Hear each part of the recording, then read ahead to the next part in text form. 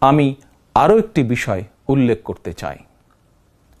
গণহত্যাকারী হাসিনা পতনের আন্দোলনে দেশে ছাত্র জনতার পাশাপাশি প্রবাসী বাংলাদেশিরাও বিশেষ অবদান রেখেছেন।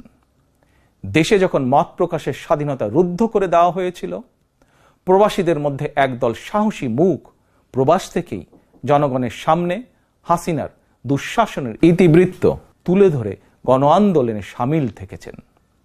প্রবাসে থেকেই হাসিনা পতনের আন্দোলনের সঙ্গে একত্বতা প্রকাশ করতে গিয়ে কোনো কোনো প্রবাসী বাংলাদেশিকে প্রবাসে জেল জুলুম সইতে হয়েছে বা এখনো হচ্ছে।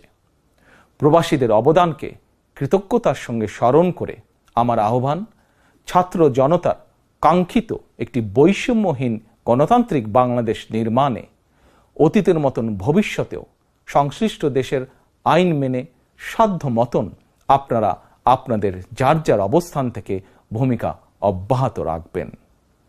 দেশে প্রবাসে সকলকে ধন্যবাদ জানিয়ে আমার বক্তব্য শেষ করছি। আল্লাহ হাফেজ। বাংলাদেশ জিন্দাবাদ। বাংলাদেশ জাতীয়তাবাদী দল জিন্দাবাদ।